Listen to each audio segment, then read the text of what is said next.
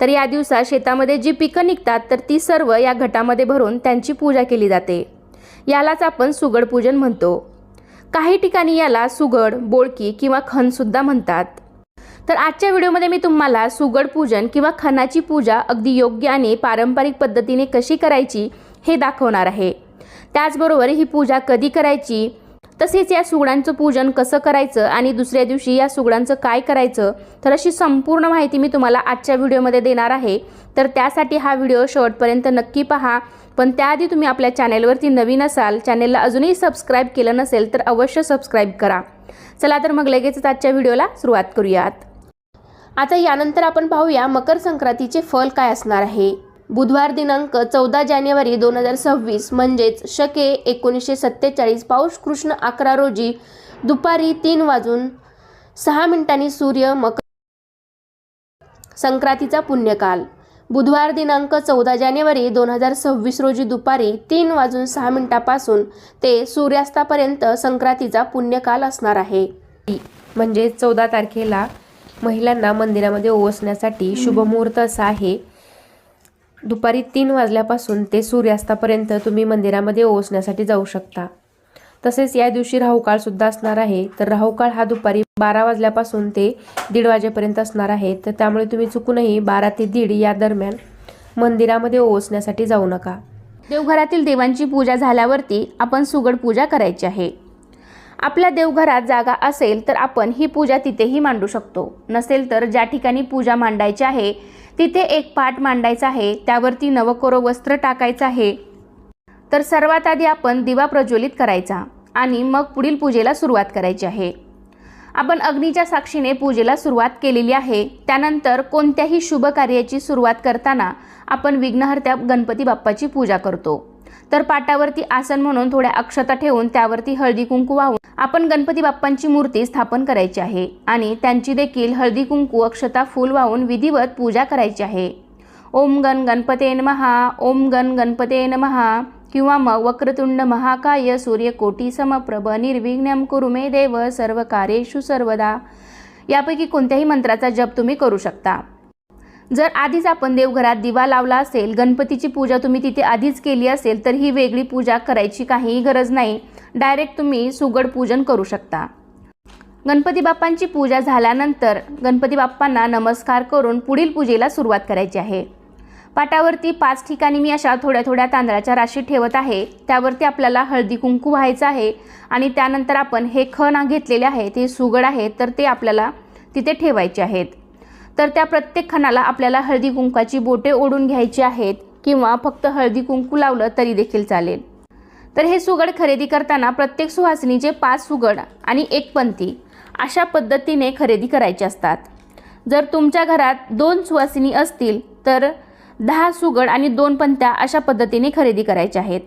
काही जण 7 सुगड पण घेतात, 1 देवाचं आणि 1 तुळशीचं असं म्हणून, आणि काही जण या 5 पैकीच 1 तुळशीजवळ ठेवतात, 1 देवाजवळ ठेवतात। जशी तुमच्याकडे पद्धत आहे त्यानुसार तुम्ही हे सुगड खरेदी करायचे आहेत।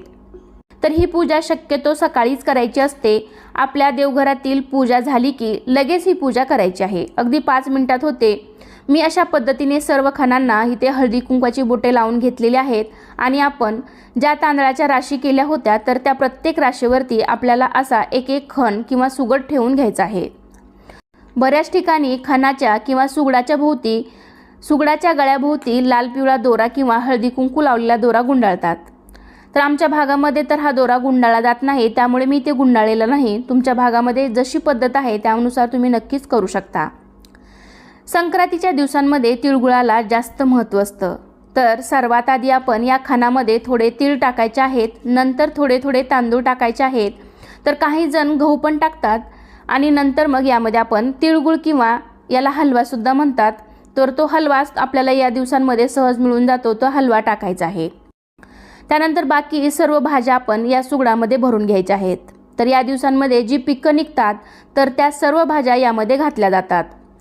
तर आता या ठिकाणी जेवढ्या भाज्या मला मिळालेल्या आहेत तर त्या मी इथे टाकणार आहे। तर त्यामध्ये तुम्ही कोणकोणत्या भाज्या घेऊ शकता, घेवडा, ऊस, हरभऱ्याचे ओले घाटे, गाजर, बोरे, वाटाण्याच्या शेंगा, भुईमुगाच्या शेंगा किंवा हुरडा, तसेच ज्वारीचं कोवळं कणीस, जेवढं वाण किंवा भाज्या भेटतील तर त्या सर्व आपल्याला इथे घ्यायच्या आहेत. तर काही जण यामध्ये गव्हाच्या ओंब्या, पावटा, वांग, तिळाचे लाडू, पेरू याचे तुकडे करून सुद्धा या साहित्यामध्ये किंवा या वाणामध्ये घेतात.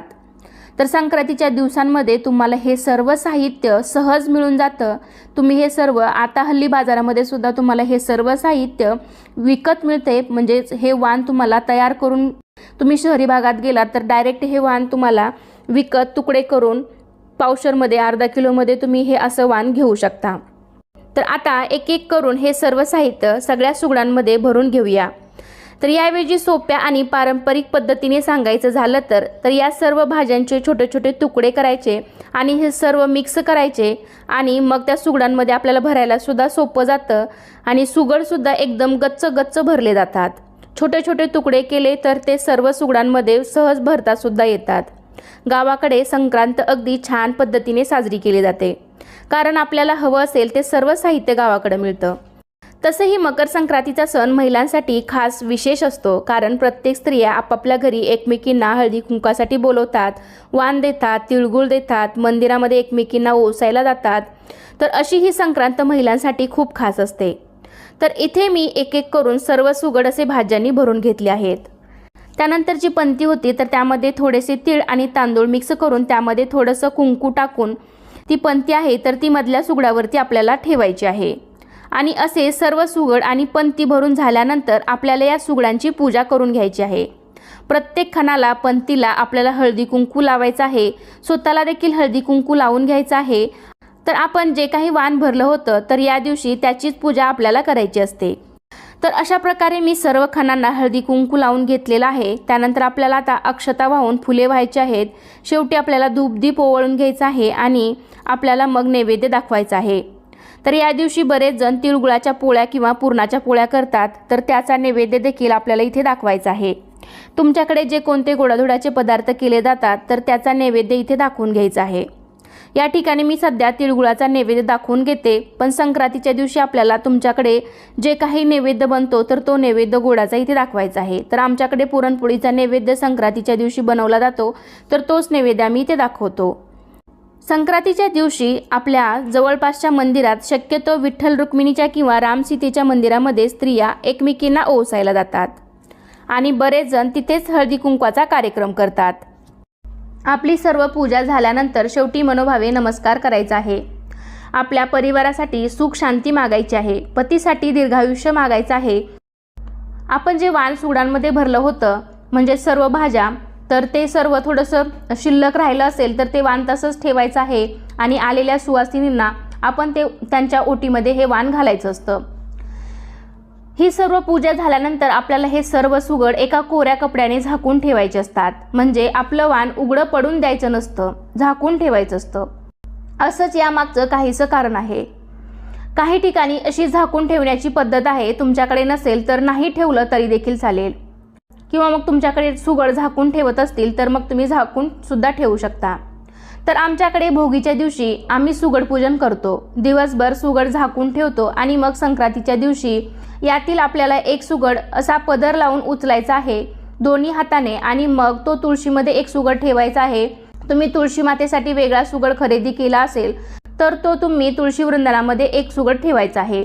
त्यानंतर एक सुगड आपल्या देवघरातील देवाजवळ किंवा आपल्या कुलस्वामिनीजवळ ठेवायचा आहे. आणि ओसायला जाताना आपण जे ताट बरोबर नेतो तर त्या ताटामध्ये 2 सुगड आणि एक पंती ठेवली जाते. त्या पंतीमध्ये जे तीळ तांदूळ असतात त्यानेच आपण स्त्रियांना ओसायचं असतं. आणि ताटामध्ये जे 2 सुगड ठेवलेले असतात ते रुमालाने झाकून ठेवायचे आहेत. तेही उघडे पडून द्यायचे नाहीत. म्हणजेच आपलं वाण उघडं पडून द्यायचं नाही असं त्यामागे काहीसं कारण आहे. तर आमच्याकडे असे सुगड झाकून ठेवले जातात. काही जण ज्या मंदिरात ओसायला जातात विठ्ठल रुक्मिणीच्या वगैरे, तर त्या ठिकाणी ते सुगड दान सुद्धा करतात. म्हणजेच तिथं ते सुगड ठेवले जातात. तशी तुमच्याकडे पद्धत असेल तर तसंही तुम्ही करू शकता. किंवा काही जण आपल्या घरी आलेल्या ज्या सुहासिनी स्त्री आहेत तर त्यांच्या ओटीमध्ये सुद्धा हे सुगड घालतात. तर आमच्याकडे सुहासिनीच्या ओटीमध्ये सुगड न घालता आपण जे हे वाण बनवलेलं आहे तर ते वाण जे आपण सुगडांमध्ये भरलेलं आहे तर ते वाणच आम्ही ओटीमध्ये घालतो आणि तेच वाण आम्ही ओसायला जाताना सुद्धा घेऊन जातो. ज्या मंदिरामध्ये ओसायला जातो तर हे वाण त्या मंदिरामध्ये त्या देवीला वाहिलं जातं. काही जण वाणासहित ते सुगड पण मंदिरामध्ये ठेवतात. आम्ही फक्त वेगळं वाण नेतो आणि मंदिरामध्ये ठेवतो, म्हणजेच ते देवीला वाहतो. तर आमच्याकडे हे 5 सुगड आहेत. तर ते 5 सुगड छोटे छोटे सुगड घेतले जातात किंवा मग एक सुगड मोठा घेतला जातो आणि बाकीचे 4 सुगड छोटे घेतले जातात. संक्रांतीच्या दिवशी आपण मंदिरामध्ये ओसायला जाण्यापूर्वी सर्वात आधी आपल्या देवघरातील देवांना ओसायचं आहे. त्यानंतर विठ्ठल रुक्मिणीला, त्यानंतर आपल्या घरातील तुळशी मातेला ओसायचं आहे आणि मग त्यानंतर आपण ज्या मंदिरामध्ये ओसायला जाणार आहोत तर त्या मंदिरातील देवीला ओसायचं आहे. आणि नंतर मग स्त्रियांनी एकमेकीला ओसायचं असतं. आपल्यापेक्षा मोठ्यांना नमस्कार करायचा आणि सुगडामधलं वाण असेल किंवा उरलेलं वाण असेल तर ते आपल्या घरी आलेल्या हळदी कुंकवासाठी ज्या स्त्रिया आहेत तर त्यांच्या ओटीमध्ये घालायचं आहे. तर मकर संक्रांतीला प्रत्येक वर्षी आपण नवा कोरा खण पूजत असतो. तर हे खण पूजल्यानंतर या संक्रांतीचं किंवा या सुगडांचं दुसऱ्या दिवशी म्हणजेच किंक्रातीच्या दुसऱ्या दिवशी आपण हे सुगड काय करायचे, कारण किंक्रातीच्या दिवशी पण आपण सुगड पूजा किंवा संक्रांतीचं तोंड पाहिलं जात नाही. तर जे सुगड आहेत किंवा ही बोळकी आहेत तर ही तुम्ही तुमच्या गॅलरीमध्ये पक्ष्यांना वगैरे पाणी पिण्यासाठी त्यामध्ये पाणी भरून ठेवू शकता किंवा मग तुळशीच्या बुडाशी किंवा तुमच्या घरामध्ये अजून काही कुंड्या वगैरे असतील तर त्यांच्या बुडाशी पाणी भरून तुम्ही जरी ठेवलं तर त्या झाडांना त्यातून ह्या ज्या छोट्या मटक्यातून पाणी पाजरत राहील. किंवा मग तुमच्याकडे जर मोठे सुगड असतील तर तुम्ही ते एखादं झाड पण त्यामध्ये लावू शकता. किंवा मग याच्यामध्ये तुम्ही दही जरी लावलं, स्वच्छ धुवून घेऊन गरम पाण्याने धुवून त्याच्यामध्ये दही जरी लावलं तर दहीसुद्धा खूप छान लागतं त्यातलं. तर किंवा तुम्हाला वर्षभर तुमच्या मुलांच्या प्रोजेक्टसाठी वगैरे सुद्धा हे सुगड लागणार असतील तर त्यासाठी सुद्धा तुम्ही याचा वापर करू शकता. आणि जे साहित्य आहे हे बाकीचं तर जे शेंगा वगैरे आहेत जे खाण्यायोग्य आहे तर तुम्ही ते खाऊ शकता. बाकी इतर साहित्य तुम्ही गाईला वगैरे खायला घालू शकता. जी फुलं वगैरे आहेत तर ती तुम्ही निर्माल्यामध्ये विसर्जित करायची आहेत. आणि तांदूळ वगैरे जे आहेत ते तुम्ही पक्ष्यांना खाऊ घालू शकता किंवा मग चांगले असतील तर तुम्ही त्याचा भात शिजवूनही खाऊ शकता. तर अशा प्रकारे आजच्या व्हिडिओमध्ये मी तुम्हाला सुगड पूजन किंवा खणाची पूजा अगदी सोप्या पद्धतीने कशी करायची हे दाखवलेलं आहे. तर कसा वाटला तुम्हाला आजचा व्हिडिओ नक्कीच मला कमेंटद्वारे सांगा. व्हिडिओ आवडला असेल तर व्हिडिओला लाईक करा, तुमच्या फ्रेंड फॅमिलीमध्ये शेअर करायला विसरू नका. आणि असे छान छान माहितीपूर्ण व्हिडिओ पाहण्यासाठी आपल्या चॅनलला सुद्धा नक्की सबस्क्राईब करा. चला तर पुन्हा भेटूया अशाच एका छानशा आणि माहितीपूर्ण व्हिडिओमध्ये. तोपर्यंत धन्यवाद. सर्वांना श्री स्वामी समर्थ.